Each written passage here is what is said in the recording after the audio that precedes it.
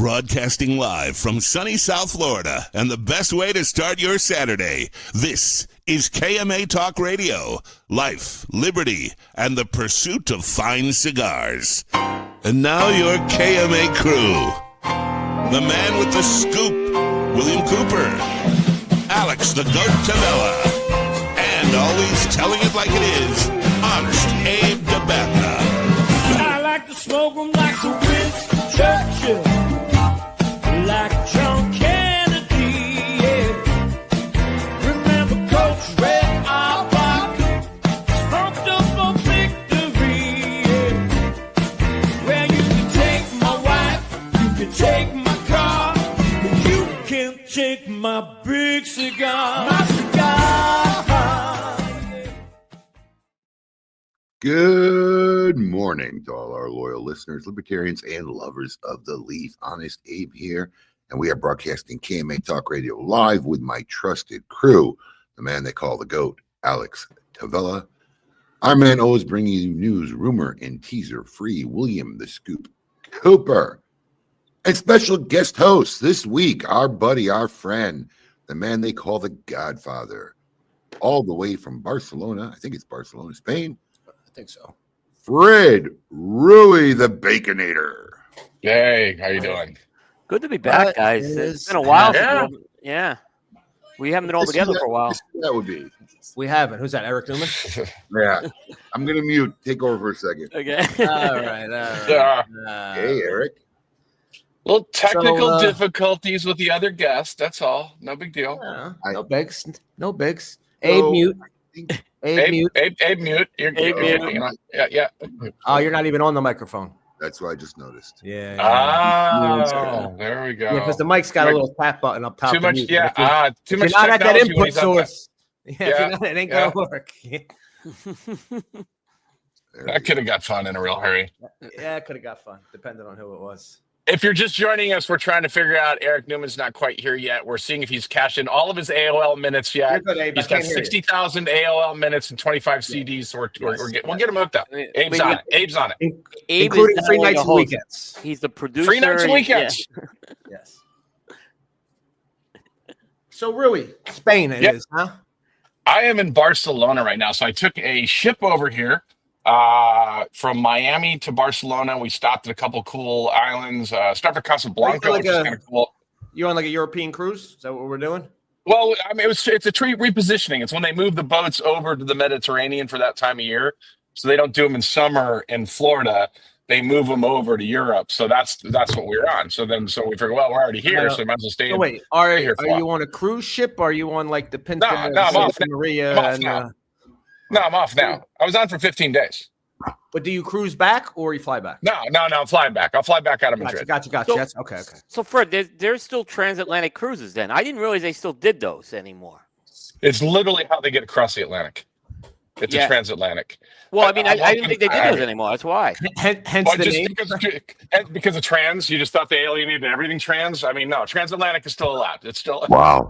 See, listen, we got to remember it's 10 a.m. here. We're just getting rolling. Fred, what time is it? Sorry. It's been a long day. I've had tapas. Fred's ready to go. He's charged up. It's 4 o'clock here. It's 4 o'clock. He's full swing. I'm already a bottle of wine. I'm a bottle of wine in. I mean, I don't know. You guys are, Oh, this is going to be fun.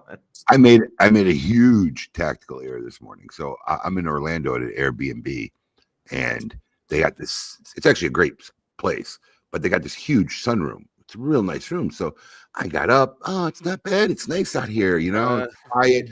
Let me sit out in this fucking sunroom. I set everything up in here. Came back to start the show. It's like 2,000 fucking degrees in this room. I had that happen. I had that happen when I did a show from Orlando at the house we were renting too. Same thing. Holy fuck! Everything heated up. I had to move indoors. Yeah. Yeah, at 7 a.m. It was nice in here, man. Yeah. If I'd have known you were going there, I just would have given you my house because I'm not there right now anyway. Fuck. That's a good point. That is a good point. So he's broadcasting from the orange greenhouse. The orange greenhouse. he seems to be getting on, but he can't figure out how to connect his mic and his. Yeah, he doesn't have anything connected. He's like here, but not. He's here with us in spirit. Is it possible he's using a laptop that doesn't have a microphone and camera?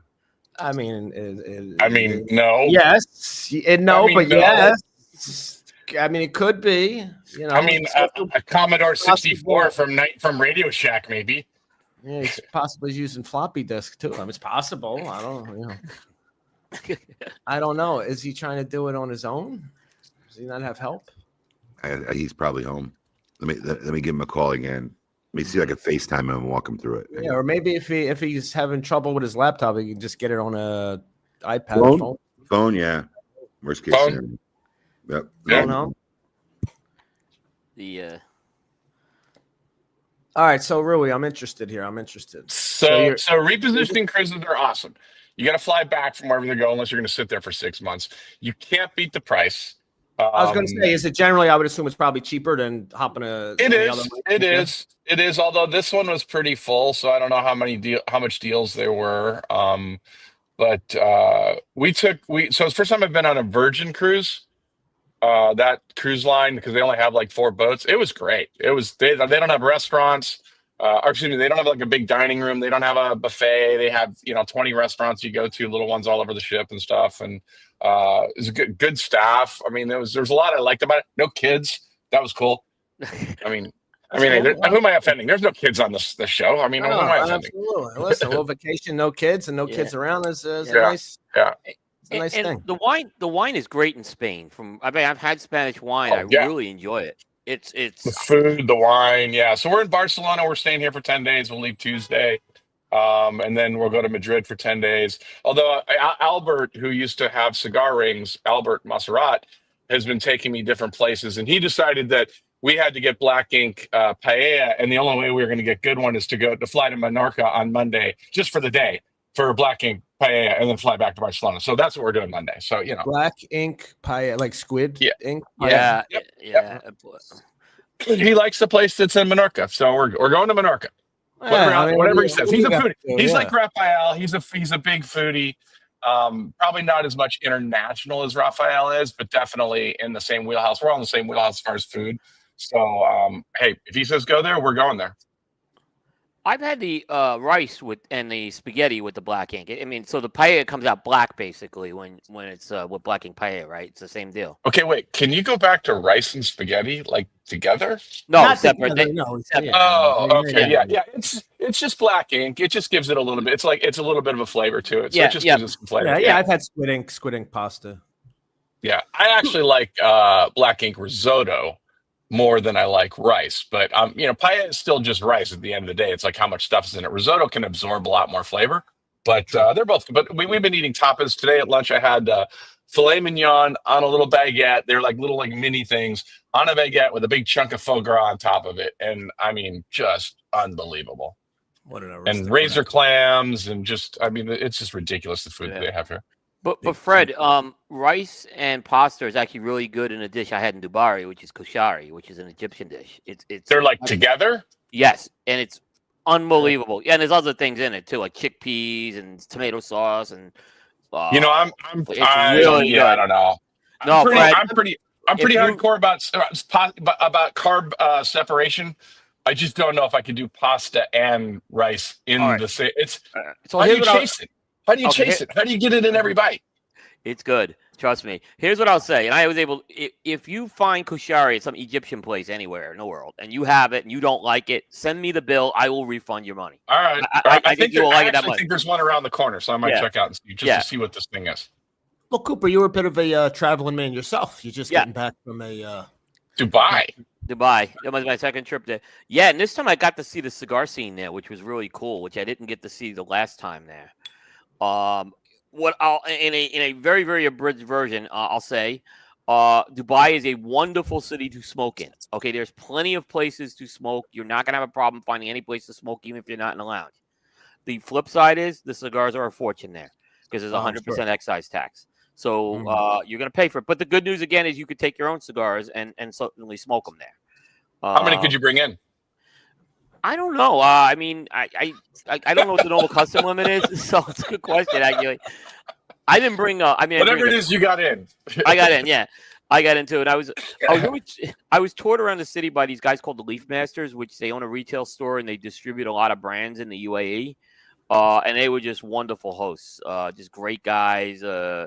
They took me all. They showed me everything in the city that you could see, and just really, really good guys. So You hooked up with those guys prior to, like you knew of them, or we knew each other online. And last year when I went to Dubai, they were all upset I couldn't see them because I said, well, I was in and out. But it was like Jose Blanco really kind of did the introduction to me for them. that makes sense. That makes sense. He knows everybody in the so yeah. Another traveling man, another Renaissance man. Right, right. Yeah, I mean Jose, I think sometimes makes his way into Spain. Fred too. I wouldn't be surprised. I'm sure he does. I'm sure he yeah. does. Yeah, he was there a few weeks ago. I know that before you got there. Abe, Yeah. can you hear me? We're close. I can see him. Abe, is Abe asleep? I think Abe fell asleep. It's hot in there. Abe took a Down nap. goes Frazier. Do All right, we'll check. we need to call? Check on Oh intro. God! I There he I is. thought we see were him. gonna call somebody. He looked like he was down. Yeah, it was. I thought we were gonna call somebody. I mean, But I'll light up. So I've been All lit up right. since I got back. By the way. I see him. You ready to give it a shot? Yeah, we got it going. Abe, the All IT guy. Abe's All up right, through Abe. again. Give us said no one ever. You know what, Abe? Give us a. No one ever. Well, we have a very special guest on KMA today to talk about a very special milestone in the career of not only their family but their business in this industry. Everyone, please give a warm welcome to Eric Newman from JC Newman Yes. Cigars. Eric. Hey, Hey, I man. want all of you to get up out of your chairs. I want you to get up right now and go to the window, open it, and stick your head out and yell. It's time to meet your maker.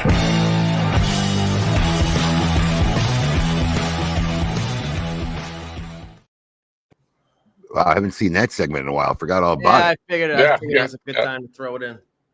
Eric, welcome. Good to have you on KMA Talk Radio. Well, thank you. It was a pleasure to be there for a couple of reasons. One of which, I know we've had a little bit of technical difficulty.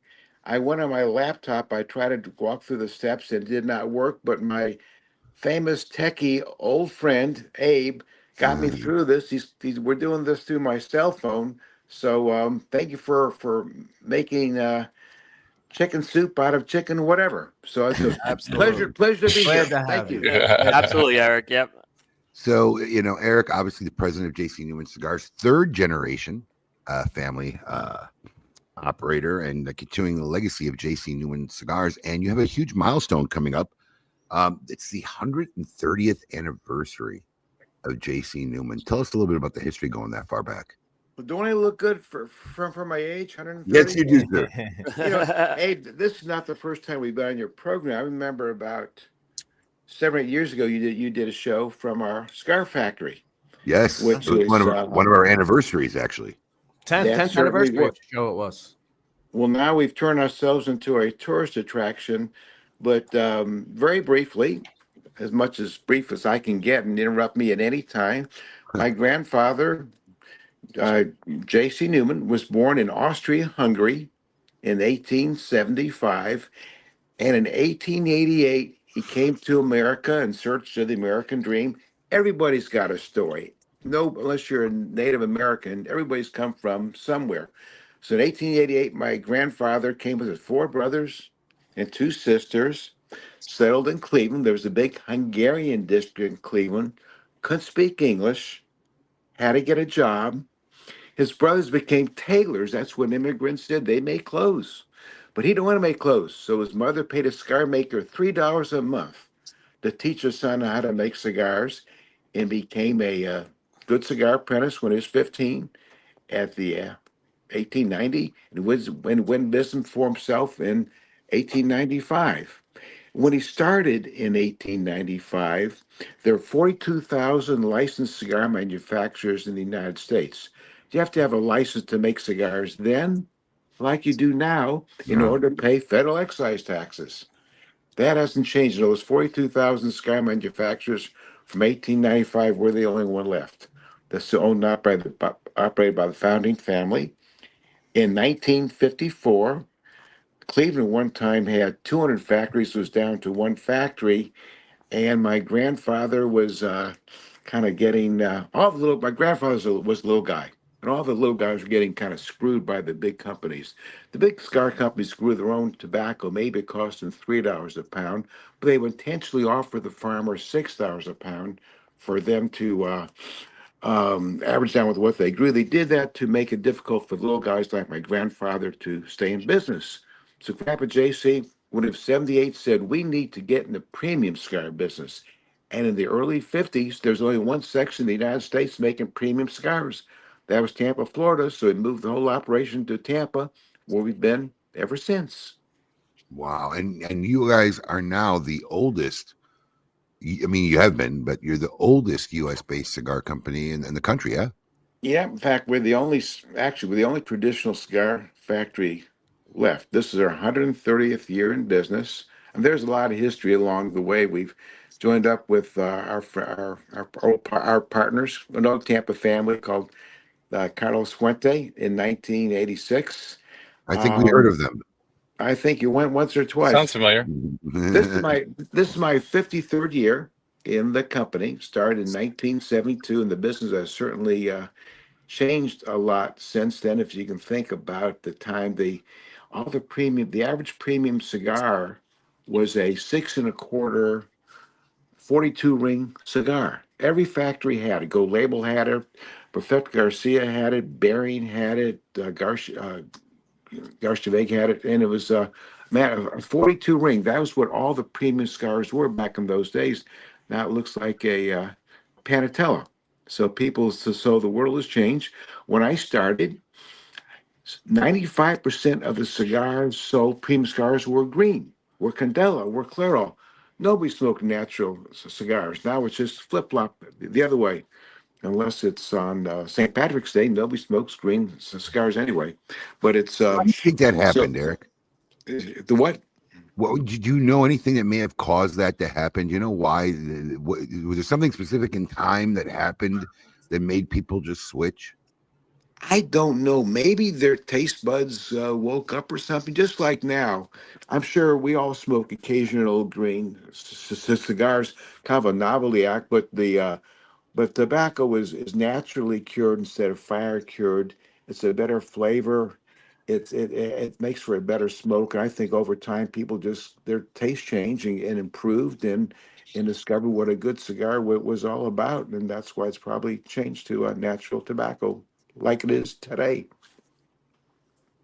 Interesting. Now, do you guys have anything special planned or going on for this year to commemorate and celebrate this amazing milestone? Well, we just came off the PCA. We were all there, and my son Drew is third generation. He's always had an interest, no more an interest, a passion, intense passion for the business. When he was 6 years old, he told me, I'm J.C. Newman reincarnated. He didn't know what reincarnated meant, so he came up with that idea. So he has his own idea. About 5 years ago, he said, "Daddy, we need to start making cigars by hand again." I said, "That is a lousy idea, because labor is 8 times what it is in the United States, 8 times more than Nicaragua. It doesn't make sense to pay these crazy wages." Well, Dad, I want to do it. He also wanted to make a cigar that's all American tobacco, which he also thought was a screwy idea. But Abe, you remember when we did our show with you, your anniversary show 8 or 10 years ago, whenever that was, we did it on the 3rd floor. Now you would not recognize the 3rd floor. It is a cigar factory within a factory.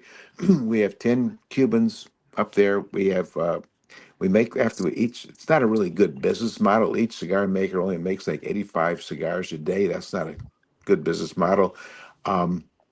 Most cigar factories pay their workers on a piecework basis. The more cigars you make, the more money you make. But we wanted the first cigars we make, we had trouble drawing through them. And they were Cubans, they just wanted to pack the cigars. So we said, don't do that. We said, we'll pay you a good rate of pay, and their incentive is to make the best cigars, not the most cigars. Anyway, they're making 85 cigars a day, about 850 to 1,000 cigars a day in total. After the cigars are made, put them down in the basement, they age for a year, bring them back up. We select them, sort them, band them, box them, and out they go. It's pretty amazing. In fact, one of other Drew's ideas was to turn ourselves into a tourist attraction. Tampa one time had 150 cigar factories.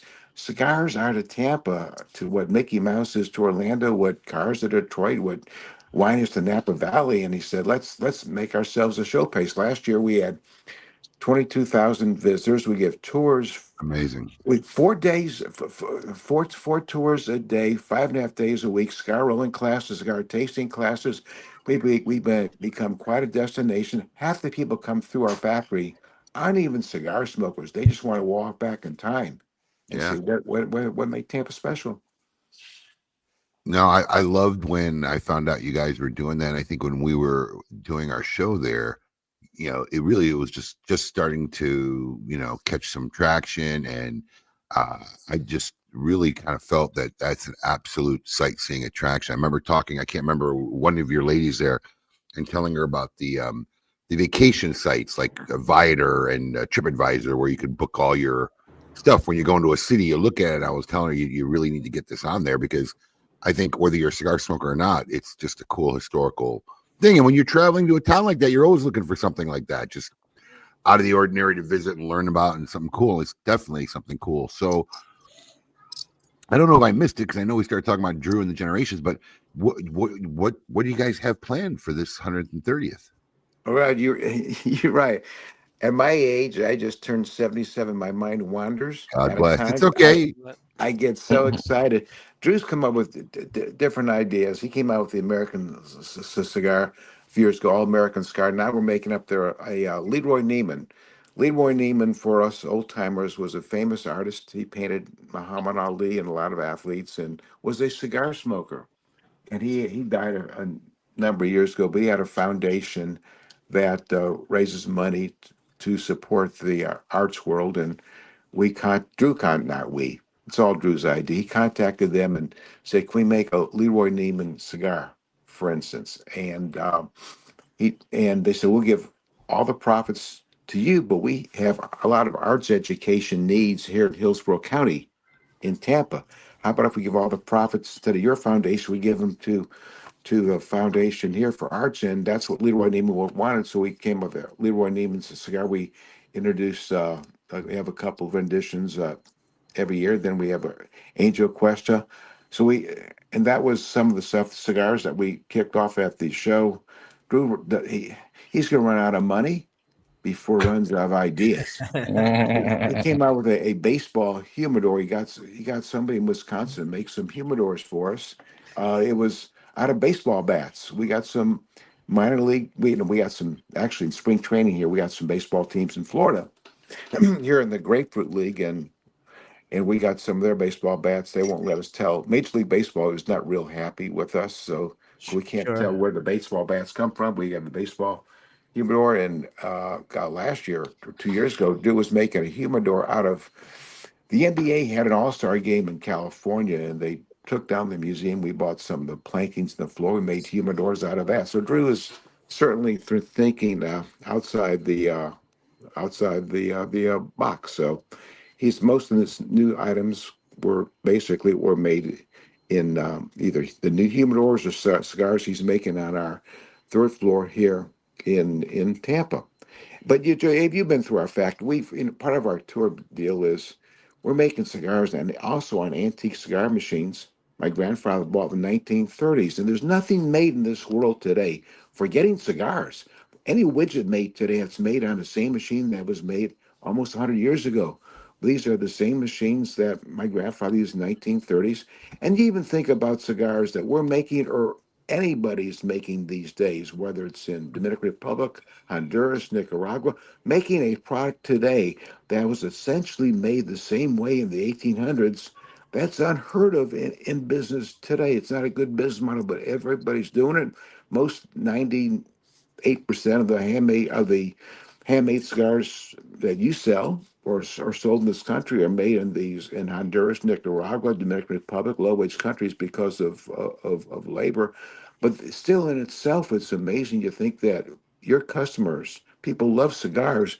They aren't made that much differently than they were in the 1800s, and I can't think of any other product like cigars that can claim that make that claim to fame. I remember when we were in your factory there, you were telling us there are no parts for these machines, like anywhere. If the part goes down or you need a part, you guys either got to make it, fabricate it, build it, or figure it out. That is so true. The old days, when we moved from Cleveland to Tampa in 1954, I was only 6 at the time. But even back then, Tampa was still, they touted themselves as the fine cigar capital of the world. It still had 10 big, large family-owned companies making cigars out of Cuban tobacco, Cuban filler, Cuban wrapper, Cuban binder. And if you're making cigars on a machine, back in those days, these were all made on these antique cigar machines. And if you broke a lever, you broke a gear. Our head mechanic would call the head mechanic of Tampa or Gold Label or Bearing. They just swap parts. Now there's nobody to swap parts for. It is a problem. It's when we break a part, we have to go to a machine. If it's a minor part, we fix ourselves, make ourselves. The major one, we break a gear, break a lever, we have to go to a machine shop, and they're rather expensive. So it's cost them so much money to set up their machines. So we buy 5 at a time, and hopefully it lasts a while. But it's amazing. All these machines were developed in 1930s by American Machine and Foundry. The bowling ball people, if you see bowling balls, recreational bowling alleys with that gold triangle, AMF. In fact, their only source of income during the Great Depression was royalties on cigar machines, and that kept them afloat for many years. Since that time, AMF has sold their division, so we can't even get parts from them. So it is a challenge. Interesting. Yeah. It's tough to think about just a simple part. It's not like you can go run to Home Depot and buy it and get the machine up and running again. It's not quite that simple on these type of machines.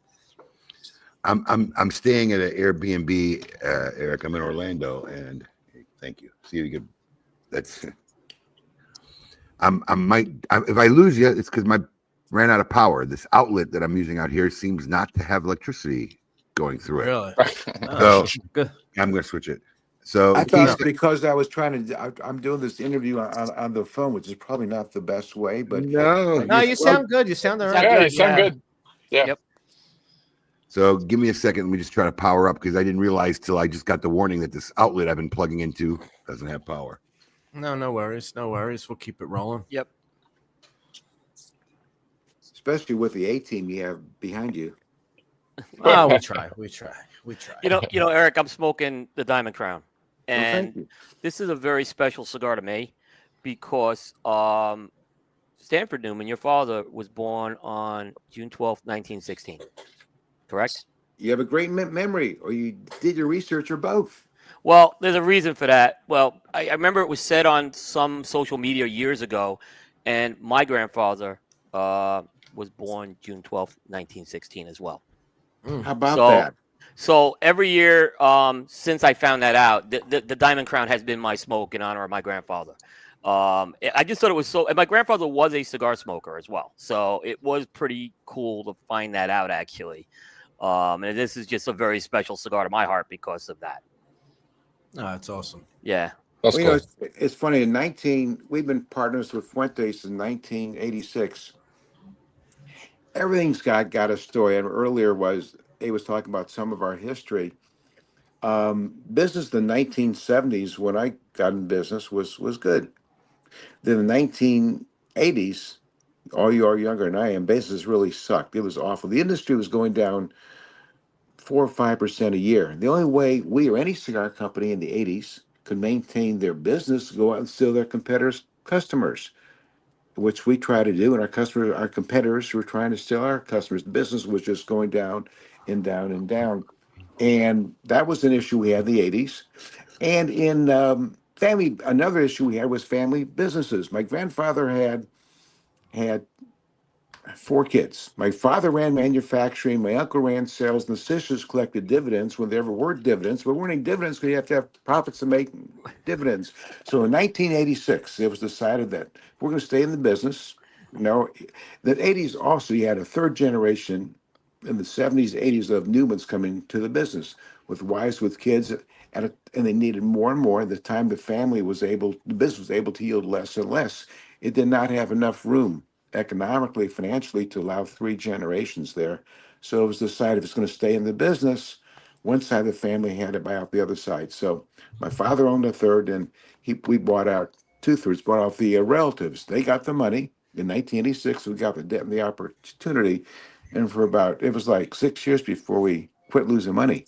And it was a really desperate time for us. But we had the business in Valentine's Day, 1986. We bought this business, and about 3 weeks later, an old friend of my father's from Tampa called and said, "I have a great factory in Dominican Republic, but I have a factory in Tampa. I wanted to close. It's a pain in the butt." Of course, he didn't use the word "but," a machine made factory. And the fella asked if you would ask my father, "Would you make cigars for us in your factory in Tampa?" And then this again, 3 weeks after we bought this pig in a poke, bought our relatives out, and Dad said, "Sure." It was called Carlos Fuente. At the same time, Dad said, "Carlos, how about making cigars for us in the Dominican Republic in your factory?" Because we knew the future of the industry was in Tampa made cigars. It was in imported handmade cigars where labor we could buy imported handmade cigars cheaper than we can make them in our factory. And Carlos said yes. So in 1986, we started to make a brand for Carlos in our factory, an old brand he had in Miami and New Jersey called Moya. At the same time, he started to make cigars for us, first La Unica, then started making Cuesta Rey for us. And in 1990, we knew we were 5 years away from 100th anniversary. And Dad told to Carlito, and father, and said, "We want to make a special cigar for 100th anniversary. Wow, we don't care how long it would take to make, whether it would sell or not. We want to make a very special cigar. We want to make a thick cigar." And Dad, in 1990, the thickest cigar may have been a 50 or 52 ring, but Dad said, "I want to make it a 54 ring, knowing that the thicker the cigar, more leaves you can blend to maintain the continuity of the taste and the flavor." And tried different, but Carlos didn't have any 54 molds, had to get special molds made. And he found some, we're using Connecticut, real Connecticut tobacco back in those days. And he double fermented the wrapper. And then in 1995, we introduced, it was ready for 100th anniversary, Diamond Crown. We introduced it on the West Coast. Same time, Fuente introduced another brand that really became big time called Opus X. Then later became Fuente Opus X. And so far, again, Diamond Crown is an interesting history. And you think about the 1990s, we had a cigar boom. We had a lot of new cigar smokers came into the market. Life was great. We couldn't make enough cigars. Retailers couldn't get enough cigars. They complained. It seemed like overnight there's 100 new factories opened up in the mid 90s. And the boom came, and then it kind of peaked in 1998 maybe, and then most of the older factories went out of business. But life was pretty amazing. But when you allow these new smokers, which is the lifeblood of any industry, came in the market in the 1990s, and they all wanted mild cigars because they never smoked cigars. But after they start smoking mild cigars, they say, "We want a stronger cigar." Kind of you start with a mild Scotch, a mild vodka, Yeah. mild bourbon. You want something a little more body to it. And Natural people say, evolution. yeah, they say, "You ought to change, make Diamond Crown a stronger cigar." We don't want to make Diamond Crown a stronger cigar. We liked it the way it was, but so we came out with that Diamond Crown Maximus, which was a heavier, higher priming tobacco from Ecuador that Oliva supplied, and that was our heavier complement to Diamond Crown in 2010. In honor of Grandpa JC's 135th birthday, we came with Diamond Crown Julius Caesar, and then we introduced about a Diamond Crown Black Diamond in 1917, but no, 1917, 2017. Anyway, that's a brief rendition of a Diamond Crown history. And so it's funny with Fuente. Fuente started making cigars first in 1986, and then we started to sell cigars for Fuente in 1990. Fuente's strength, Carlos's strength, they always had the best cigar factory in the world, we believe, but they never had their own sales organization. They would sell through brokers. We had a good selling organization. We never had our own cigar factory up until It was a great 75. symbiotic relationship. And it worked, and the business was different than is now. Abe, when did you start? Oh, well, I mean, Smoke Inn started in 1996. I kind of was doing some cigar stuff in Chicago in about 1994. I was like wholesaling cigars to bars, and it was like during that boom where you could put them anywhere, and we were putting them in every restaurant, bar, liquor store. I could put them in Chicago before I moved to Florida. Chicago was a great town. You could smoke everywhere. And back in the mid '90s, you put crap in a bag, call it a cigar, and it would sell. It was just it was crazy. A lot of those companies that were doing that disappeared shortly in the early 2000s. I mean, I think more cigar companies closed post boom than probably in the last 15 years or 20 years combined. It was a lot of people got into it very hastily because they saw the boom. Like you said, there was a lot of new companies, and a lot of them didn't survive post boom because what happened was you weren't able to get a JC Newman or a Fuente or a Macanudo or all. You'd go into a cigar shop during this time, and you believe me when I tell you, none of these brands were on the shelves. It was empty. I mean, and there was like every brand you never heard of because everybody started making cigars and they had cigars, so their cigars sold, but a lot of them rushed it. A lot of them weren't making great product. They were hitting the shelves, and a lot of them didn't last into the mid 2000s, 2010. Most of those companies were gone. It's interesting to look at the old cigar aficionado. Look at the cigars that were advertised, and they opened in 92 and 93, 94, and see what brands are left. But it's a kudos to the industry. Up until the cigar boom, it was a pretty crappy business, meaning there weren't any margins for anybody. Retailers would maybe work on 25%. The manufacturers, and you sell 26-cent cigars. You couldn't raise the 27 cents, or you lose your business. And it was just the margins were really slim, and the tobacco growers they were working slim margins too. All of a sudden, the boom comes, and tobacco prices really increase. It takes 3 years from the time you plant a seed to where it can be used for a filler anyway. And all of a sudden, prices went up, but the margins got better. All of a sudden, and the cigars got better. The tobacco got better. All of a sudden, the farmers could afford to rotate their crops to irrigate properly, use proper fertilizer and farming techniques to grow better tobacco. I think Go there's ahead. I think there's a cyclical life in all industries where they have their peaks and valleys, or they evolve, or new technology or new developments always enhance and brings back a surgence in any industry, and our industry has seen it really as much as anybody else's. So I mean, 130 years is an amazing milestone. I mean, it really is, and it's one of the legacy and legendary families that will. I mean, I had the honor and the pleasure of actually, knowing your father and meeting him and getting to talk to him.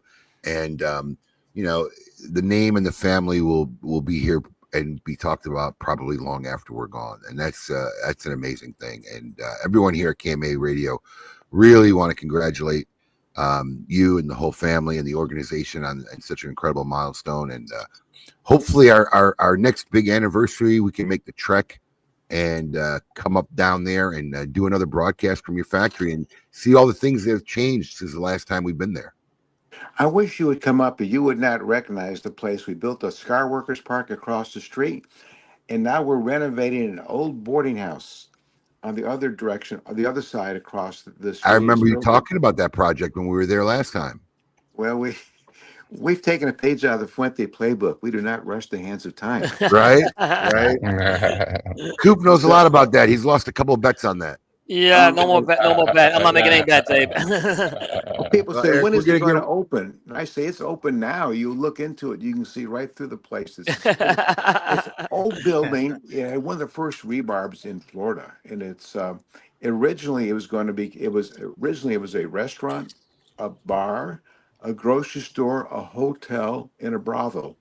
And we're bringing it back to its original purpose. Did you see a brothel? Minus the brothel. Yeah, it was a big deal back in those days. The mafia used to hang out there during the 1930s. Oh, wow. You're bringing it back to the original brothel? We can't do that. Oh, we do have strippers in our factory. We every cigar factory. Good one. Good one. Good one. I see what you did there. It was funny. In 2016, the Republican Same but less glitter. Yeah, 2016, the Republican National Convention was in Tampa, and we opened up our factory till 2 a.m. and with a different state delegation, because even then we're battling FDA. We wanted to show how cigars are not the bad guys. Cigarettes are. They're trying to regulate us out of business. And about 1 a.m, a bunch of strippers showed up, and they said, we understand you hire strippers. I said, honey, we do, but not your kind of strippers. We're old-fashioned strippers. That's a good story. Well, Eric, listen, thank you very much for taking time out of your busy schedule on your weekend to come and talk to us on this amazing milestone. And we wish you and the family many more years of continued success in this industry. Thank you so much, sir. Thank you so much. And thank you for being my technical advisor here. Otherwise, it wouldn't have worked. My pleasure, Eric. Give my regards to everyone. Tampa. Everybody we will. See us in Tampa. We will. We'll be in touch. Absolutely. Yes. Thank you all. Take care, Eric. Thanks, Eric. Bye, Eric. So long. All right, we're back. Always interesting. Yeah, a lot of legacy, a lot of history there. Truly amazing. Yeah, I mean I've done the museum tour, and it is amazing, as I'll just tell you. They have a really good historian that takes you through it, who knows the history of Tampa and everything. Holden, and he did a great job when I was there. Yeah, it was. I mean, it was pretty done up when we were there. It'd be interesting to see. Well, they had just completed like a lot of work there. Right. They had just completed a lot of work, but it's come a long way since then. I know some of the changes they have done. I mean, it's wild. I mean, look, it really is a destination. I mean, if I'm a tourist or I'm traveling, I'm in the city of Tampa, I'm definitely checking it out. They really did a nice job of just because look, when people in our industry, and I've seen it often try to do that trendy thing that works outside our industry, it's always tacky and wrong and just doesn't really look great. And they've done an amazing job. I mean, this is worthy being on any TripAdvisor, Vider. Yeah, that's the thing. Even if you're not a cigar smoker, I mean, and you're just going to Tampa, exploring the history of Tampa, it's a destination stop. Yeah. 1,000%. 1,000%. Highly advise it. Alex, if you're going to do your shows from home, you're going to have to get some lighting there, Hoss. Yeah, I need a little bit of lighting. You look like you're in a shadow. But you know what? Though, you know what's interesting? It's not as dark looking if you look on like Facebook or YouTube. But yeah, I got to get. Is it? No, I've noticed that. I know sometimes we're blurry in StreamYard, but it's crisp. And then you look, So I'm not quite as dark, but I need a little light. I need to go a little light. So I want to go back to Abe's thing you brought up earlier because I'm curious on this group. So the transition from Candela to Brown. I was always under the impression two things happened simultaneously. Something had to have happened. Like, I don't know, there was like a mass shortage of Candela. So I think there were two things. I thought there were two things. I thought there was one, the Cuban embargo, which then blew up Dominican and in Nicaragua and Honduras and stuff like that. So all of a sudden the exposure to non-Cuban tobacco became pretty significant. And then also at that same period, you started having more cigars and stuff show up in films, which were just transitioning to color, but green did not come over as good in color. So did it look like the people on TV or on TV or on film were smoking more brown, which then everybody's like, well, I got to go get brown cigars because it's the what my dad's been smoking, which is Candela, which was an American thing, was not a Cuban thing, was an American thing. So everybody's like, oh, I don't want to smoke the cigar my dad did, which is the 30s, 40s, 50s. Let's get into the brown cigars. So that was my impression. I don't know, but I don't know. Pretty insightful and very possible. And could be wrong. Could be completely wrong. No, Fred, I think there's something to that because if you remember cigar smokers on TV in the 50s and 60s, it was black and white. So it really didn't matter, right? But then I remember when the 70s happened, and the guy I remember who smoked cigars on TV was Oscar Madison, and he smoked Candelas, and they just didn't really stand out. So I think there's something to what you said with that. But in a black and white world, if you only knew green cigars out in the world, then you would just assume they're green cigars on TV. Yeah. But when color transitioned over, now you're seeing it may not be a green cigar. So I don't know. I don't know. It was good. I like Candelas. I like good ones. And there's only a handful of ones that I like the way they're blended because they can come off super grassy. But we've also progressed as what our tastes are too. Yeah. I mean, look, when I was a kid, tequila. When I was a kid, we had Jose Cuervo Gold and Silver. That's all we had. The kids now, you've got a whole bougie line of tequilas that are like, good stuff. I mean, going come on. Going to a liquor store is like ridiculous. Vodka and tequila. It's like, wow. Kids these days don't have bad tequila stories. We're old enough to have bad tequila stories. I mean, there's a reason we stopped. Oh God, yeah. Unreal. So Fred, babe. Don't call me babe. That was my wife. I didn't get a cup of coffee in this morning. It's like a whole, when you stay somewhere new, you haven't figured out how to use everything. So maybe a cup of coffee. So that's my favorite. You're in Barcelona now? I am for till Tuesday. Then I'm going to go to Madrid and visit with Manolo Casada for about a week before I head back. So I had to mute my audio to talk to Eric. So I was catching a little bit. So because I'm curious too. This is a one-way cruise, right? I did. So this is the second time I've done it. The first time we did it from Florida to Amsterdam. This time we did it from Florida to Barcelona. So I'm not good on vacations, and neither is my wife, of just relaxing. You have no choice when you go on a transatlantic cruise to just chill at some point. Because about the third day, you're like, okay, what do I do now? Everything revolves. How many days did it take? 15. It took 9 days to hit land. It took 9 days before we hit the first set of land. I mean, there's no thought. Because look, I don't like the ocean. I'm not an ocean guy. I'm not an ocean fan. These people who get on these fucking sailboats and sail the Atlantic. I mean, you are psychopathic. Okay. And I'm all right with a cruise, right? I mean, I could take a cruise, big ass ship, a lot of lifeboats, everybody knows where it's going, easier to find if there's a problem, right? And you're usually never more than a day or two from any piece of land. Across the Atlantic, when you're in the middle of like the Atlantic Ocean, where nobody's coming, right? Jesus is not coming if you got a problem. I looked it up. Does that not bother you on any level? Because it freaks me out. It did when I looked this up about it. So I was just curious, and I was talking to somebody on the boat, and I'm in the middle of the ocean. I'm like, I think we're closer to the space station. And then I look up the data, and I'm like, we're a hell of a lot closer to the space station than I am land. I mean, so that's when it gets like, your closest land is like straight down. So it's weird. It's weird. And I there's gotta be a point there where if something bad happens, you're just dead.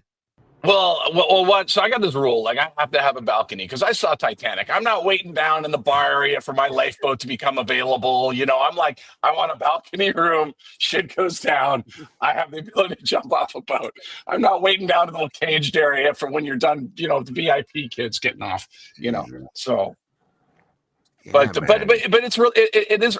I don't like cruises in a lot of ways. But what I do like is we pick them by ports. This one was kind of cool. We stopped in Casablanca, which was really cool. I actually went to Rick's Cafe, from Casablanca, which is really a replica of it. It really opened 20 years ago. It didn't open until 2005. Which, by the way, why it took somebody so long in Casablanca to open up a Rick's Cafe is beyond me. Did they make it look like Did they make it look? It is. It's super small though. Super small. We got in by dumb luck. Apparently, you got to be booked. You got to have reservations. I didn't. But I just get very lucky on that. And I got in and sat at the bar. Did you offer them like bacon? No. I tried to bribe, but bribes weren't happening because they could care less. They got more people and they know what to do with. But it was cool. It's fun. And it's neat if you go to cool ports. Like we did the Mediterranean one time for 21 days.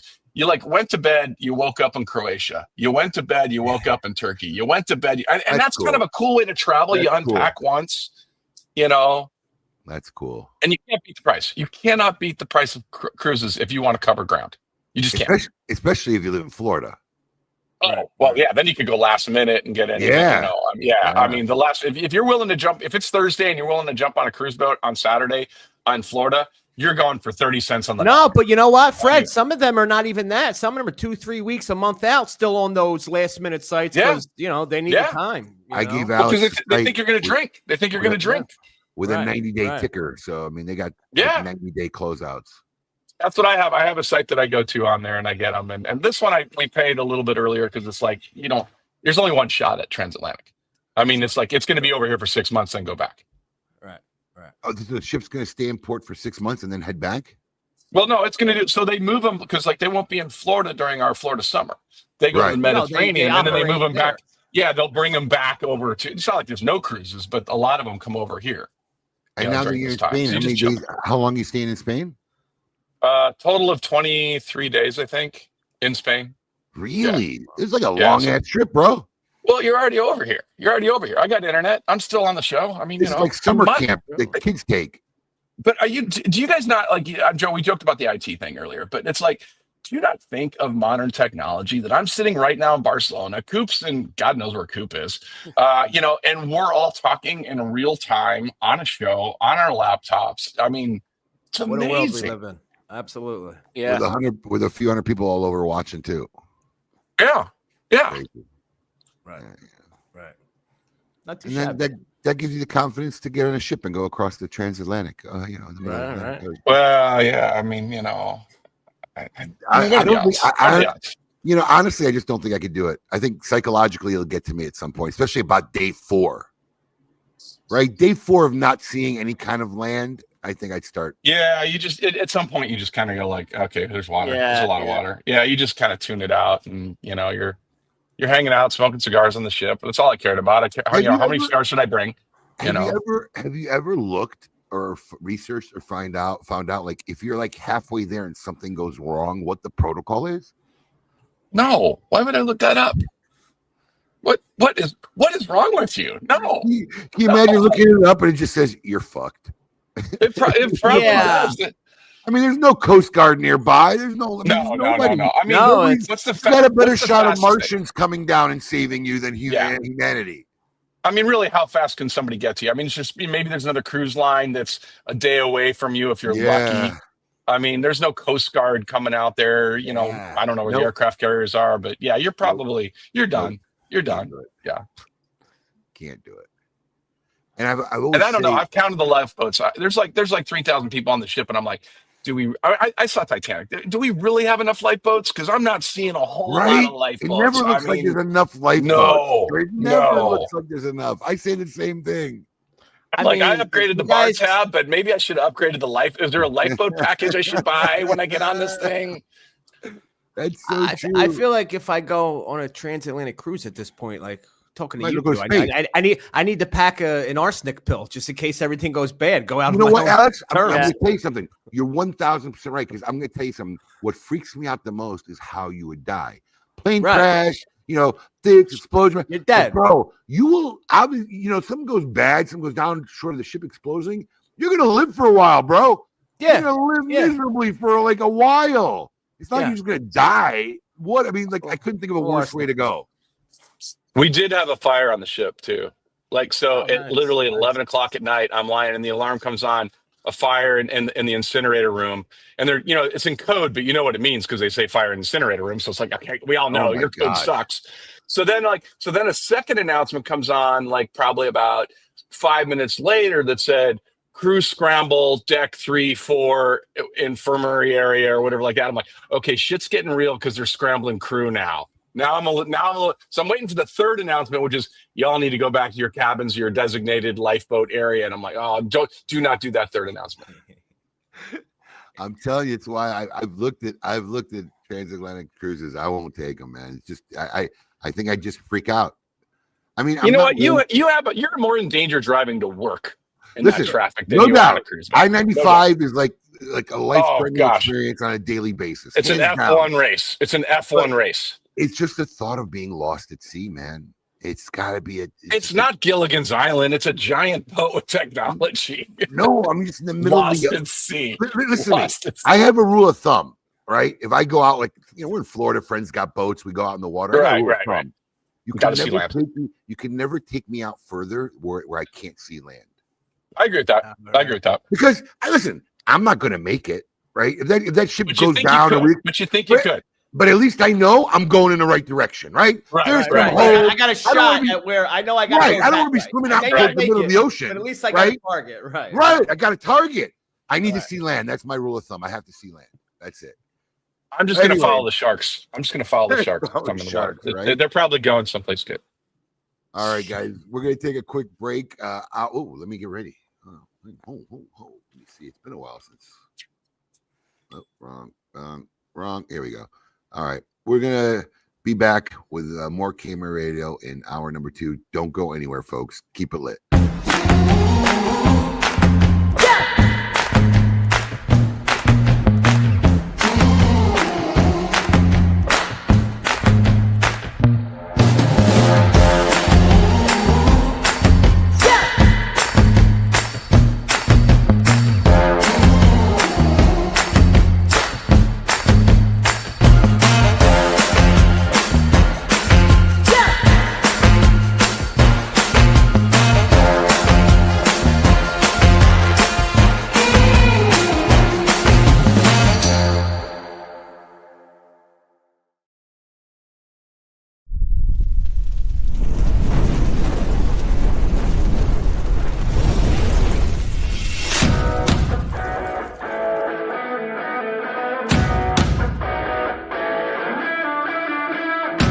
Honest Abe here with the GOAT to tell you about Smokin's Cigar of the Month Club.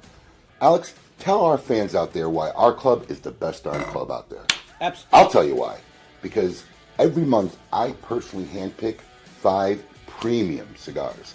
No filler, no fluff, no fugazis. These are all premium handmade name brands that you can find in any brick and mortar store in your area.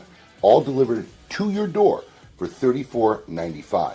And our average monthly retail value since the inception of our club has been almost $57.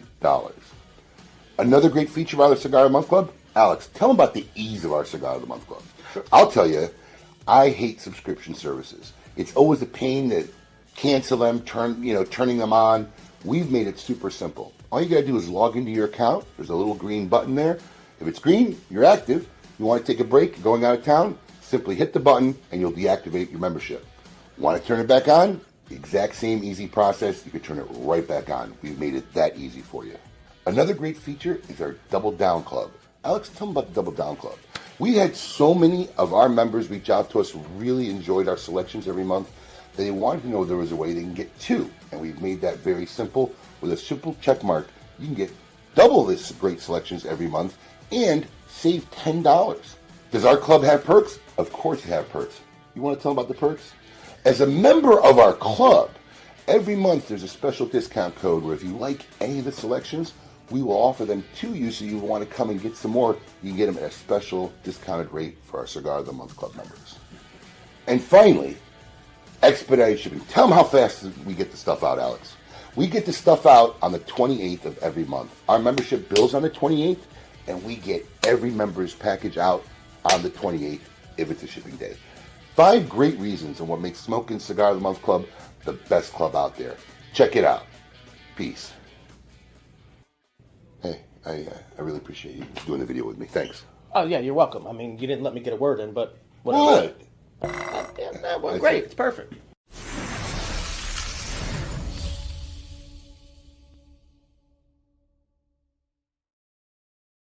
Welcome back, everybody. Hour 2 of KMA Talk Radio. As always, we're here with our trusted crew, Alex Tavella, William the Scoop Cooper, and special guest host this week, our dear friend, the Godfather himself, the Baconator, Mr. Bacon, Fred Rewey from Barcelona. Greetings. Yes. Oh my God, the food has been amazing here. I was at Nightlife with Tapas. I missed that. Oh, the nightlife? I'm not really a nightlife guy. No, but like the evenings start there like 10 o'clock. Oh yeah, no. You show up at a restaurant at 8:30 for like You're done. Like, lunch. Lunch just ended. We'll be starting dinner in an hour. What are you doing? Yeah. That's what I meant by nightlife. Everything starts like 10, 11 o'clock. Oh yeah. It's crazy. Interesting. I didn't know that. Yeah. Oh yeah. Most of the restaurants will open at 8 o'clock at night. They'll close from like 4 to 8. Like you can still go get drinks. Okay. The kitchen will close down for several hours. Only sushi places do that down here. I noticed it's strange. Like usually a sushi place will close between like 2 and 4 and open back up. They'll do lunch, close, and open for dinner. Yeah. They got that siesta life. Yeah, it's a good life. It's a good way to do it. So yeah, in the Middle East, my uncles, I don't know if they still do it as much, but I remember going early as a kid, right? They closed down at 2. Like my uncle was a tailor. My other uncle had a liquor store. At 2 o'clock, they'd close. They'd come home. They'd have lunch. They'd eat a huge meal. They'd take a nap, wake up, go back to work around 4, 5 o'clock, and then stay till 8, 9 o'clock all day. You think everything's closed? You walk here, like if you walk around like at 4 o'clock, all the garage doors are down because all the storefronts have little garage doors. And then you walk back out at 8 o'clock and they're all back open, selling whatever. And, Yep. I had a corporate dinner over in Dubai. They didn't serve dinner till 9:45. Oh. Yep. That's how it was. Wow. Yeah. That's like close to my bedtime. That's it was rough for me. Not gonna lie. I'm a little bit of a night owl, but that was even rough for me. Yeah.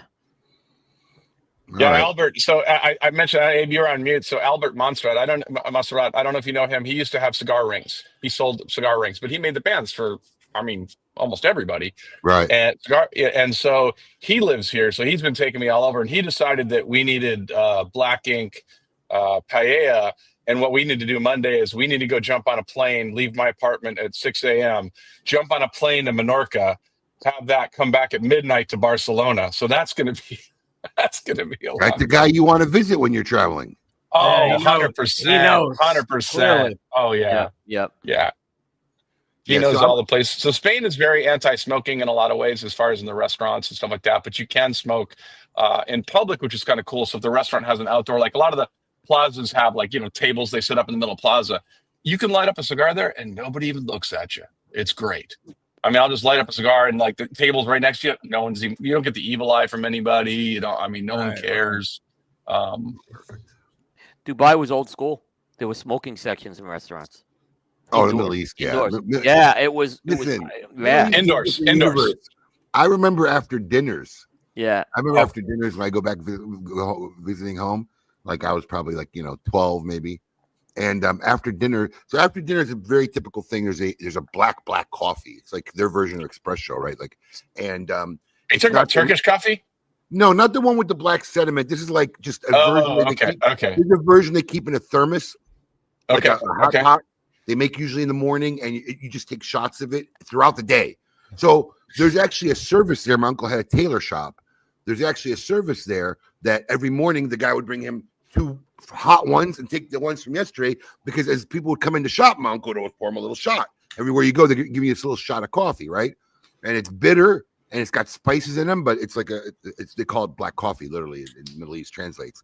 But after dinner, there's this thing, and they have these ritualistic cups, and one of the, I would in my teenage years would grab it and go around, and you just pour shots for all the adults, and you go around the room, and sometimes you'll ask for a second one, and then if they do that with the cup, they're done, and they give you back the cup, you go on to the next person.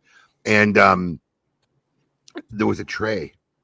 They would have a tray of cigarettes, 10, 12 different brands. Oh, wow. 10, 12 different brands, and they'd walk around the room to the men and offer them a cigarette with their coffee.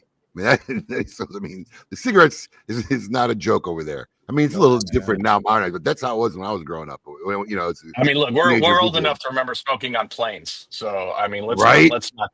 You know what freaks me out? When's the last time you got on a plane and still had the ashtray in the hand? I saw 5 years.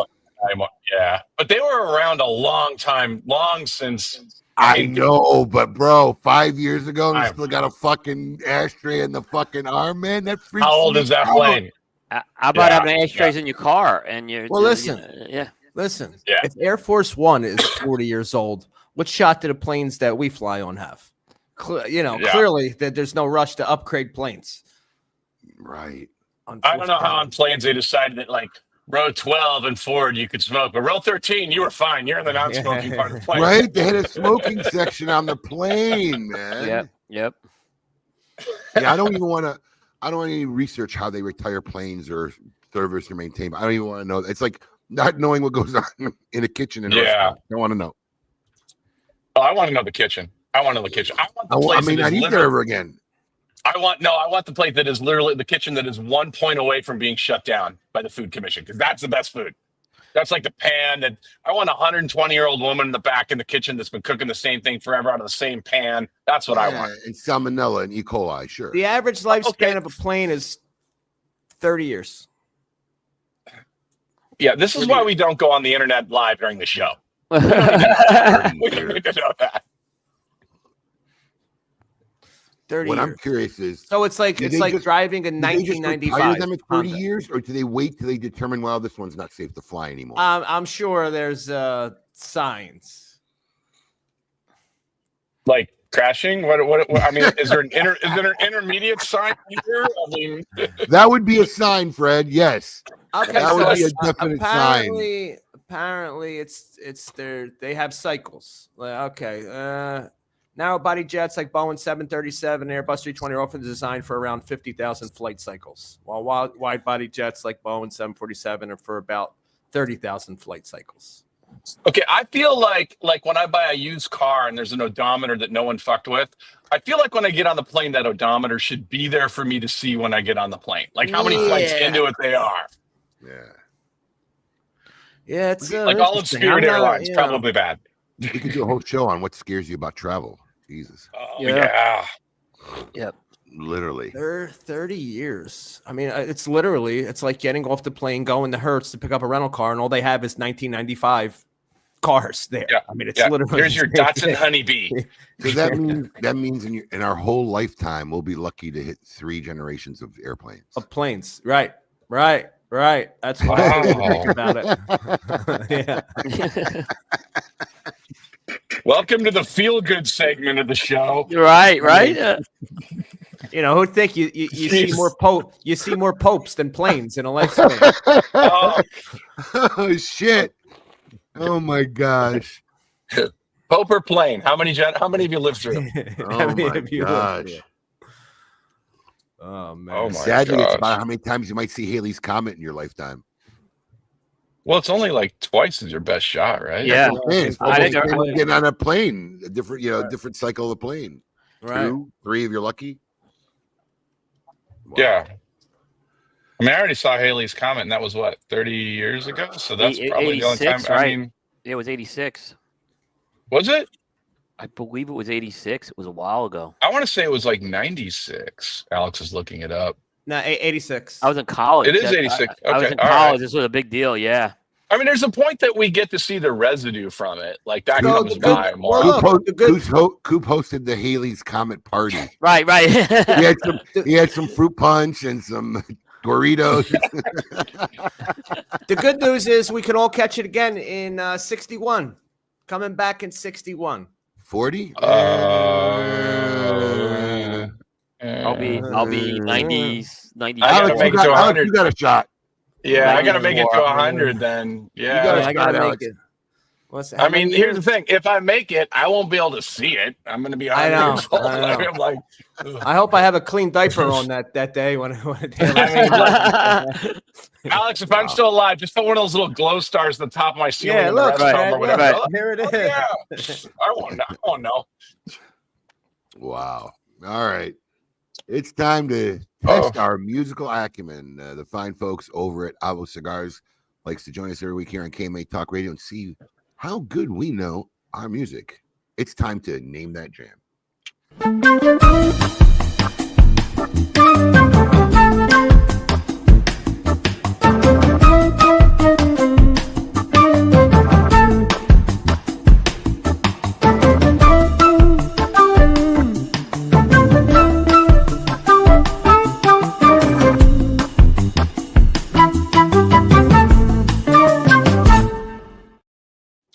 Are we still on the backward kick?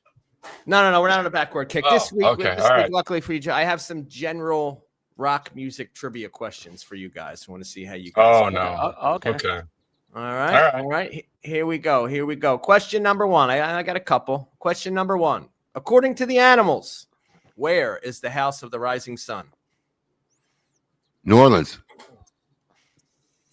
Bingo. New Orleans is Oh, correct. good job. Good Good one, job. yeah. I wouldn't Good one. remember. I don't, yeah. I'm trying to remember the lyrics, and I'm like, I don't. All right. In which country was AC/DC formed? Australia. Australia. I think I beat you to it. That is You did. correct. I'm You going to did. go Abe on that one. All right. Here we go. Interesting one. In which year was Led Zeppelin formed? 1968. Oh, 67. 68 is 66. right. Abe 68. Abe's the Led Zeppelin guy. He is the Okay. Led Zeppelin Okay. guy for sure. I just All want right. the Price Right rules. Thin Lizzy was formed in which country? I'm out. Had me going there. I was on a roll. Ireland. Canada? Ireland is correct. Oh, I suck at this game. Thin Lizzy. I'm better at the name this tune. Last question. It's a tough one. Who replaced Ozzy Osbourne as the vocalist of Black Sabbath in 1979? Oh, I don't know. The Bat? I don't know either. It wasn't Ronnie James Dio, was it? No. And yes, it was. Abe. Oh Yes, it my was. God. Good one, Abe. Good one. I didn't think it was them. Abe. I thought it was another guy in between. He's firing on all cylinders in the sauna sweatbox in Florida in Orlando Yes. Airbnb green room. Domination. Orange Room. Good job. Just so you know, my awesome wife cracked open this patio door right next to me, and it's got a fan plugged in. You getting a little breeze? Oh, Yeah, dude, she's the best. Yeah. And made me a cup of coffee. Nice. So this awesome segment that was dominated by Honest Abe today was brought to you was. by the fine folks. Yep. Over Listen, at- that's an achievement. You got to. Abe did good. Abe did real. Usually Cooper sweeps the floor with us, man. So you got to. That was a good one. and those weren't easy questions. No, they were weren't. not. The animals They were one not. really threw me. Yeah, the animals one. I was thinking. I just. That was blanked probably out. the only one that had a shot. I didn't know Oh, much man, it's about the first I line didn't know of the much damn about song. Thin Lizzy. When you said Thin Lizzy, I'm out. See, I was thinking it was the Deep Purple guy, Ronnie James Dio. But there was a guy from Deep Purple that came into Black Sabbath. It was after Ronnie James Dio. That's where I was kind of blanked on that. Was like the roadie, or was it somebody significant? I mean, Ian Gillian. are you done? By the way, and I know this isn't the segment, but just so I know, are we done with the dads, the TV dads? Because I know I'm in like a 6-week rotation. Because I brought in a new dad that I thought of the other day. So, okay, all right, I'll wait. New dad. No, I brought in a new dad. I did because I wasn't sure where we were. and I have another Cooper dad, by the way. So I heard that comment. You do have. Oh, it's even bigger Cooper dad than the last one. Cooper dad. You do have a Cooper dad. I'll guarantee you that you have not even thought of my dad, but I could be wrong. I think if it's anyone, Alex would have it possibly. I'm still reveling in my I domination have of the that segment. offbeat. You did good, Abe. You did good. I gotta give You should. You should revel in it. It was a good I job. was hoping for the music. I'm 2 for 2 on naming that tune, so I'm going to just rest on that. Yeah. Apparently, So two of them I was actually kind of not 100% on. Led Zeppelin. I thought it was 78, but it could have been 79. I really wasn't sure. And I knew somewhere along my line, I knew Ronnie James Dio, but I really wasn't. I remember knowing who took over for Ozzy, but I really wasn't sure. But Ronnie James Dio, I just sounded like the most logical choice that came to mind. So yeah, that was good. I'm going to. I didn't have time this week, but I'm going to start switching it up a little bit in the following weeks. I think I am going to start doing some name that lyric. I will give you the artist, the song, and the lyric, and you got to. Essentially, it's going to be what the hell did he actually say? Yeah, will be the segment. so it's all Eddie Vedder. It's all Eddie Vedder then. Yeah. Got to incorporate a little bit of the old style too every once in a while too. Yeah, we'll throw that in there. a little Nickelback in there too. You need to send him some work.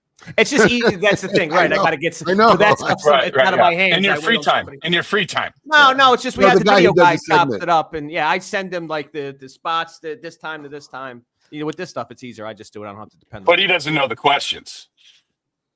No, Tim No. gives the I questions do in the old version. Yeah. You just listen to it for with like the old 3 version. seconds. Yeah, I just give him the times. The clip is this. Right. Here, the reveals here to here. But I got. Well, like because the show is laid out, right? You know when you're doing things during the show.